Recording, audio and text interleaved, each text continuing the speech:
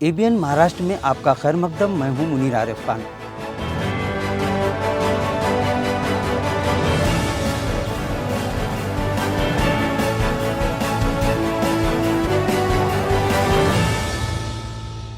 ABN Maharashtra में आपका खैर मकदम। मैं हूं मुनीर आरिफ खान।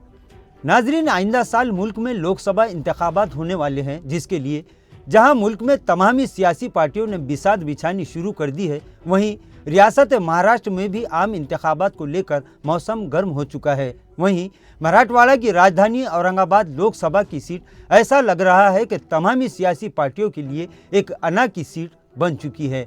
यही वजह है कि औरंगाबाद लोकसभा सीट से बीजेपी, शिवसेना उद्धव ठाकरे, शिवसेना शिंदे गुट, कांग्रेस, एनसीपी, इसी तरह दीगर कई सियासी पार्टियां अपना दावा पेश कर रही हैं। तो वहीं पिछली बार शिवसेना, कांग्रेस और दीगर पार्टियों के उम्मीदवारों को शिकस्त देकर पार्लियामेंट में पहुंचने वाले एमआईएम रुकन पार्लियामेंट इम्तियाज जलील भी तैयारियां शुरू कर चुके हैं।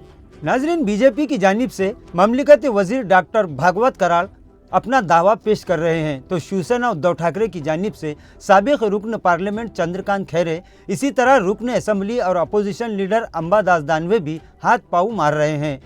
दोनों में से किसी एक उम्मीदवार का फैसला मातोश्री में होगा। एनसीपी की जानिब से रुकन कौंसिल सतीश चौहान लोकसभा इलेक्शन लड़ने की ख्वाहिश जाहिर कर चुके हैं। बहरहाल तमामी सियासी पार्टियों की नज़र औरंगाबाद पर टिकी हुई है, जबकि एमआईएम इस सीट को दोबारा अपने कब्जे में रखने के लिए फील्डिंग करेगी।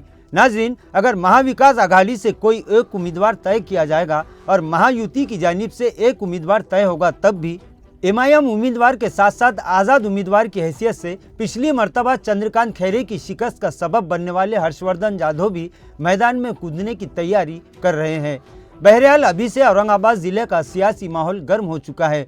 तमामी सियासी पार्टियां अवाम को अपनी जानिब राग़िब करने की कोशिश में जुट चुकी है। अब देखना यह है कि क्या इस मर्तबा भी एमआईएम का मेंबर पार्लियामेंट मुंतखब होगा या फिर दीगर सियासी पार्टियां एमआईएम के खैमे में सेंध लगाने में कामयाब होगी। ये तो आने वाला वक्त ही बताएगा, लेकिन ये बात तो तय है कि औरंगाबाद लोकसभा की सीट तमामी सियासी पार्टियों के लिए अहमियत की हामिल बन चुकी है।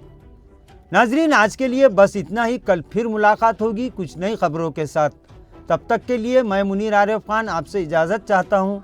अल्लाह हाफिज़।